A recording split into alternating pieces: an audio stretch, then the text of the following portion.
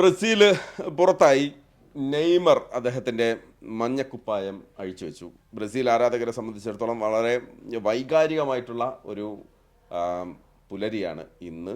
ഒരുപക്ഷെ നന്നായി കളിച്ചു, ഗോളടിക്കാൻ സാധിച്ചില്ല എന്നുള്ളത് കൊണ്ട് തന്നെ ബ്രസീൽ തോറ്റു പുറത്താകുന്നത് നമ്മൾ കണ്ടു. പക്ഷെ അപ്പോഴും എർലിംഗ് ഹാളണ്ട് എന്ന ഗോൾ മെഷീൻ്റെ അസാമാന്യമായിട്ടുള്ള പ്രകടനം നമ്മൾ കണ്ടു. ഒപ്പം തന്നെ ഇംഗ്ലണ്ട് മെക്സിക്കോയെ കടപുഴക്കി അവർ പ്രീ ക്വാർട്ടറിൽ നിന്ന് ക്വാർട്ടറിലേക്ക് എത്തി. ഇന്നിപ്പോൾ ആവേശകരമായ സ്പെയിൻ വേഴ്സസ് പോർച്ചുഗൽ മത്സരം കൂടി നടക്കാനുണ്ട്. അപ്പോൾ വാർ റൂമിലേക്ക് എല്ലാവർക്കും സ്വാഗതം. തുടക്കത്തിലെ പറയട്ടെ, വാർ റൂമാണ് കളി വിലയിരുത്തുന്ന ഞങ്ങളുടെ എന്താ പറയുക, പോഡ്കാസ്റ്റൊക്കെ മറുവശത്തുണ്ട്. ഞങ്ങൾ കുറെ കൂടി ഫാൻസ് എന്നുള്ള രീതിയിൽ തന്നെ ഈ ഒരു ടോക്ക് ഷോ നിങ്ങൾ കാണുക, ആ തരത്തിൽ തന്നെ സ്വീകരിക്കുക, അതിനെ അതിൻ്റേതായിട്ടുള്ള രീതിയിൽ വിമർശിക്കുകയും ചെയ്യുക എന്നുള്ളതാണ്. ഓക്കെ, ഷർഫ് ഭായ്,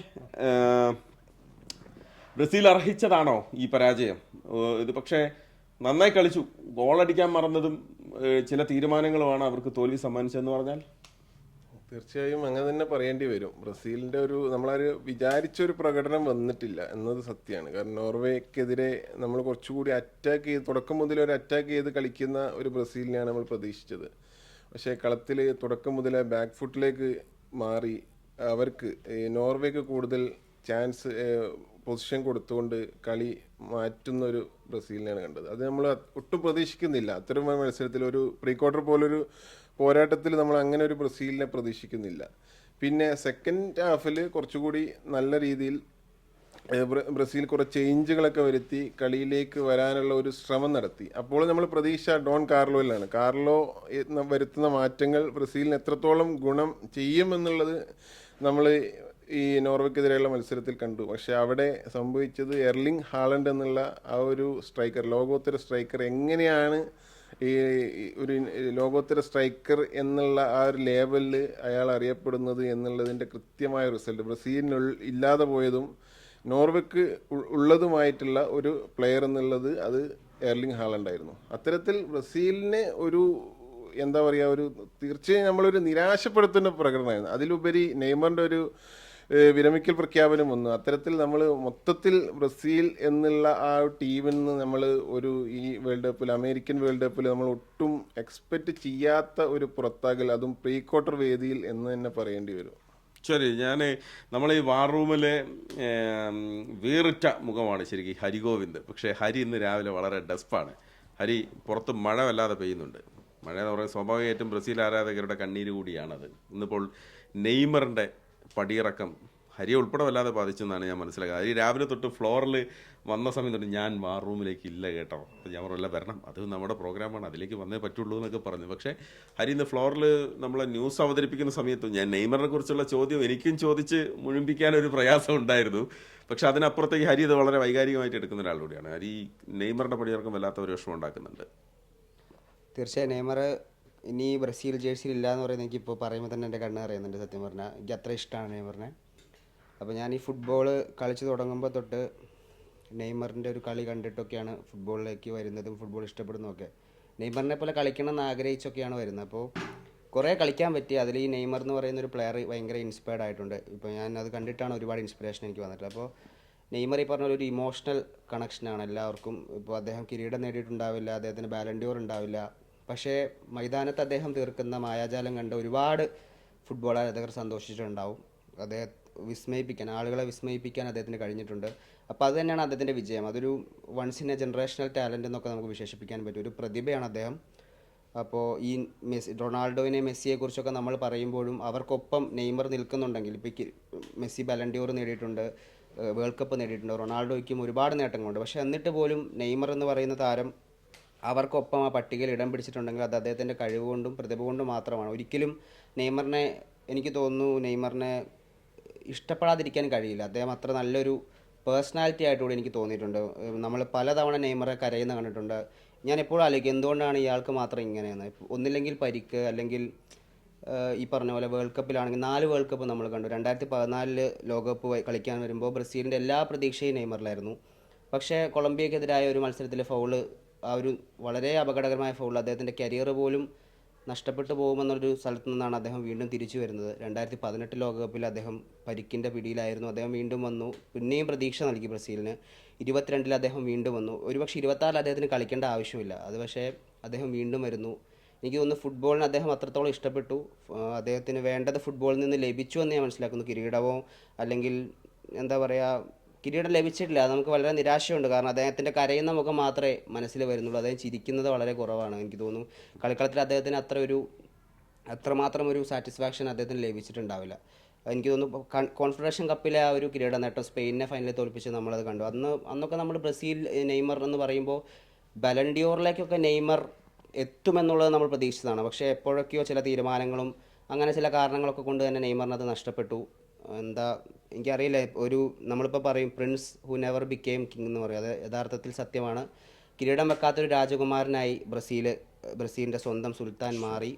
എന്തായാലും അദ്ദേഹത്തിൻ്റെ ഈ ഒരു പടിയിറക്കം ഫുട്ബോളിന് തന്നെ വലിയ നഷ്ടമാണ്. ഒരു യുഗത്തിൻ്റെ അവസാനമാണ്, ഒരു കാലഘട്ടത്തിൻ്റെ അവസാനമാണ്. അപ്പം ഈ ലോകകപ്പിൽ തന്നെ മെസ്സിയും റൊണാൾഡോയും കൂടി പടിയിറങ്ങും. അപ്പം നമ്മളിപ്പോഴാണ് ശരിക്കും ആ ഒരു നഷ്ടം എന്താണെന്ന്, ഇപ്പോൾ നമ്മൾ ഈ ലോകകപ്പ് തുടങ്ങുന്നതിന് മുന്നേ ഇവരുടെ അവസാന ലോകകപ്പാണെന്ന് പറഞ്ഞിരുന്നു.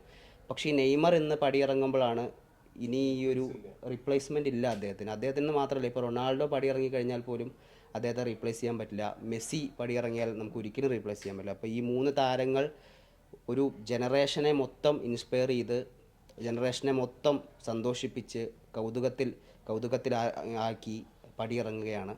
അപ്പോൾ മാക്സിമം ആസ്വദിക്കുക അവരെ. ഇപ്പോഴാണ് എനിക്ക് പറയാൻ പറ്റുക. നമ്മൾ പല ഫാൻ ഫൈറ്റും എല്ലാം നടക്കും. ആരും തമ്മിൽ റൊണാൾഡോനെ മെസ്സി നെയ്മർ അങ്ങനെ ഫൈറ്റ് ചെയ്യല്ല. അവരെ മാക്സിമം ആസ്വദിക്കുക. ഇനി ഒരു 3-4 മത്സരങ്ങൾ മാത്രമേ അവരെ നമുക്ക് മൈതാനത്ത് കാണാൻ പറ്റുള്ളൂ. അപ്പോൾ ഇനി എല്ലാം ഓർമ്മകളാണ്. ഹരി, ബ്രസീൽ പുറത്തായി. അപ്പോൾ അതുകൊണ്ട് ഇനിയിപ്പം പുതിയ ടീം അങ്ങനെ ചെക്കറുന്നുണ്ടോ? ഇല്ലില്ല, ഞാൻ ബ്രസീൽ പുറത്തായ ഞാൻ സത്യസന്ധമായി പറഞ്ഞാൽ ബ്രസീൽ ഈ ലോകകപ്പിൽ കിരീടം നേടുമെന്ന് ഞാൻ ഒരിക്കലും പ്രതീക്ഷിച്ചിട്ടില്ല. കാരണം ഈ ടീം അത്ര സെറ്റായിരുന്നില്ല. ഇതിലും മികച്ച ടീമുകൾ ഈ ലോകകപ്പിലുണ്ട്.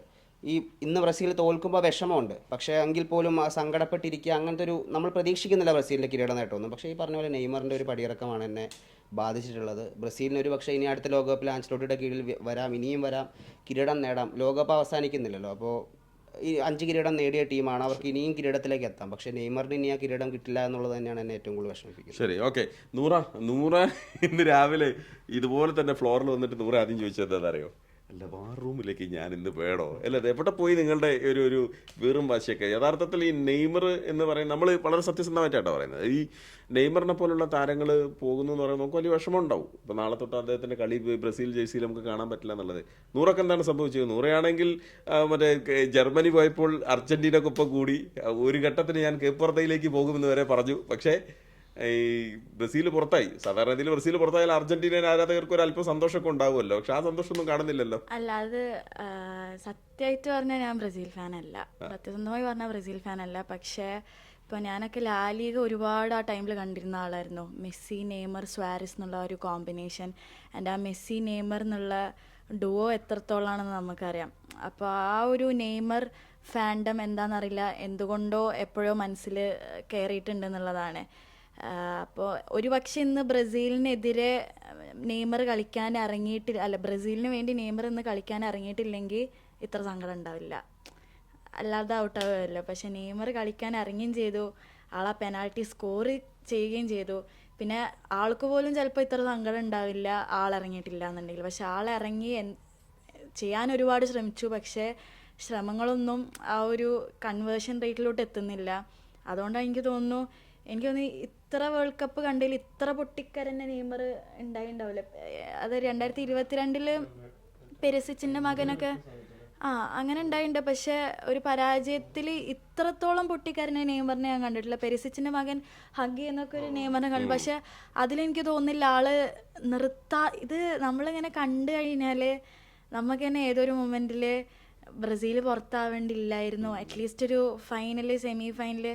ഒരു കമൻറ്റേറ്റർ പറഞ്ഞൊരു സംഭവമാണ് എനിക്കിപ്പോൾ ഇങ്ങനെ ഓർമ്മയിൽ വന്നതാ. അതായത് നെയ്മർ റിലേറ്റഡ് അല്ല, പക്ഷെ ഞാനിവിടെ പറയാൻ ആഗ്രഹിക്കുന്നത് എന്താ വെച്ചാൽ, we have seen Xavi leaving us. Xavi football വിട്ട് പോകുന്നത് നമ്മൾ കണ്ടു. ഇനിയസ്റ്റയുടെ പടിയിറക്കത്തിൻ്റെ ടൈമിലാണ് പറയുന്നത്. ഇനിയസ്റ്റ പടിയിറങ്ങുന്നത് നമ്മളിപ്പോൾ കണ്ടുകൊണ്ടിരിക്കുകയാണ്. പക്ഷെ മെസ്സി പടിയിറങ്ങുമ്പോൾ നമ്മളതിനെ എങ്ങനെ റിയാക്ട് ചെയ്യുന്നുള്ളത് എനിക്കറിയില്ല എന്നുള്ളത്. അപ്പോൾ മെസ്സി മാത്രം എന്നുള്ളതല്ല, നെയ്മർ ആവട്ടെ, റൊണാൾഡോ ആവട്ടെ, മെസ്സി ആവട്ടെ, ഈ 3 പ്ലേയേഴ്സും പടിയിറങ്ങുമ്പോൾ നമുക്ക് ആക്ച്വലി റിയാക്ഷൻ വരുന്നില്ല എന്നുള്ളതാണ്. അതാ ഞാൻ ഫസ്റ്റേ പറഞ്ഞു തുടങ്ങിയത്, ഞാൻ ഒരിക്കലും ഒരു ബ്രസീൽ ഫാനല്ല. ഇന്ന് നെയ്മർ ബ്രസീൽ കളത്തിൽ ഇറങ്ങിയിട്ടില്ലായിരുന്നെങ്കിൽ ഇത്ര സങ്കടം ഉണ്ടാവില്ല. പക്ഷേ ആസ് എ ഫുട്ബോൾ ഫാൻ, കാരണം നെയ്മർ വളരുമ്പോൾ ആളുടെ ഫുട്ബോൾ കണ്ട് വളർന്നതാണ്. കാരണം മറ്റേത് പ്ലേയേഴ്സിന് നമുക്ക് പറയാൻ പറ്റില്ല. നെയ്മർ വന്ന ടൈമിൽ നമ്മളും ആ ഒരു ഏജിൽ നിൽക്കുകയാണ്. അപ്പോൾ ആളുടെ ഓരോ വളർച്ചയും നമ്മൾ കണ്ടിട്ടുണ്ട്. പിന്നെ മറ്റ് പ്ലേയേഴ്സിനെയൊക്കെ ഇമിറ്റേറ്റ് ചെയ്യുന്നതിനെക്കാട്ടിലും എനിക്ക് തോന്നുന്നു നമ്മളെല്ലാവരും ഒന്നും കൂടെ നെയ്മറിൻ്റെ സ്കിൽസാണ് നമ്മൾ എടുക്കാൻ ശ്രമിച്ചിട്ടുള്ളത്. അതിൽ നെയ്മർ ചെയ്യുന്ന കാര്യങ്ങൾ, ഇങ്ങനത്തെ ഒക്കെ ഒരു പ്ലെയർ പെട്ടെന്ന് ഇല്ല.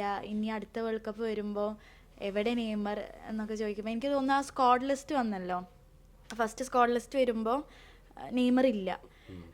പിന്നീട് ആ സ്ക്വാഡ് ലിസ്റ്റ് വരുമ്പോൾ നെയ്മർ ഉണ്ട്. അത് എല്ലാ ഫുട്ബോൾ ഫാൻസിനും, അതായത് ഇപ്പം അർജൻറ്റീന എന്ന് പറയാൻ പറ്റില്ല, പോർച്ചുഗൽ എന്ന് പറയാൻ പറ്റില്ല, എല്ലാ ഫുട്ബോൾ ഫാൻസിനും ഒരുപോലെ സന്തോഷിപ്പിച്ചൊരു ഇൻക്ലൂഷൻ തന്നെയായിരുന്നു അത്. അപ്പോൾ നെയ്മർ ഈ പറഞ്ഞതുപോലെയാണ്, ബ്രസീലിൽ പല ലെജൻസ് ഉണ്ടായിട്ടുണ്ട്. ഇപ്പം സീക്കോ തൊട്ട് സോക്രട്ടീസ് തൊട്ട് അവിടുന്ന് ശേഷം ഇങ്ങോട്ട് വരുന്ന വഴിയിൽ Ronaldo, Ronaldinho, Rivaldo, Bebeto, Romario, അങ്ങനെ കഫു, ദുങ്ക തുടങ്ങി അങ്ങനെ അധികായരുടെ പേരുകളൊക്കെ നമ്മൾ ഇങ്ങനെ പല കുറി കണ്ടും വായിച്ചും കേട്ടും ഒക്കെ അറിഞ്ഞു പോയതാണ്. പക്ഷേ കൂട്ടത്തിൽ എവിടെയോ നമുക്ക് ഒരു നെഞ്ചിലൊരു പിടച്ചിലാണ്. കാരണം നെയ്മർ മടങ്ങിപ്പോകുന്നു എന്ന് കാണുമ്പോൾ, ഇനി കളിക്കുന്നില്ല എന്ന് കാണുമ്പോൾ, നെയ്മറെ സംബന്ധിച്ച് വളരെ സിൻസിയറായിട്ട് പറയാം, ഏത് ടീമിന്, ഞാൻ നൂറ പറഞ്ഞ പോലെ ഞാൻ അർജൻറ്റീനയുടെ ഒരു കടുത്ത ഫാനാണ്. പക്ഷേ നിങ്ങൾ കളി നിർത്തിയപ്പം ഒന്ന് മനസ്സ് പറഞ്ഞു. ഞാൻ അതിനുശേഷം ഇന്നലെ നമ്മളെ ഗ്രൂപ്പിലറിയാം, നമ്മൾ പലപ്പോഴും അങ്ങോട്ട് കൊണ്ട് ട്രോളൊക്കെ ഉണ്ടെങ്കിലും നെയ്മർ പടിയിറങ്ങിയ സമയത്ത് ആർക്കും ട്രോളാൻ തോന്നുന്നില്ല. അത് അത്രയും സങ്കടകരമായ കാര്യമാണ്. കുറേ കൂടി വേണമായിരുന്നു, അടുത്ത ലോകകപ്പ് വേണമായിരുന്നു എന്നുള്ള ആഗ്രഹമുണ്ട്. യാഥാർത്ഥ്യമാണ്, ഉൾക്കൊള്ളുന്നു. സല്യൂട്ട് ഞങ്ങളുടെ വക. ഇനിയും അടുത്ത ഈ വഴിയിൽ എവിടെയെങ്കിലുമൊക്കെ കാണുമല്ലോ. Thank you. ഞങ്ങൾ ആനന്ദിപ്പിച്ചതിന്, സന്തോഷിപ്പിച്ചതിന്, ഹരിഗോവിന്ദനെ പോലുള്ള ആളുകളുടെ മനസ്സിലേക്ക് ചേക്കേറിയതിന്, ഒരുപാട് താരങ്ങളെ വാർത്തെടുക്കാൻ കരുത്ത് നൽകിയ നീക്കങ്ങൾ നടത്തിയതിനൊക്കെ താങ്ക് യു നെയ്മർ.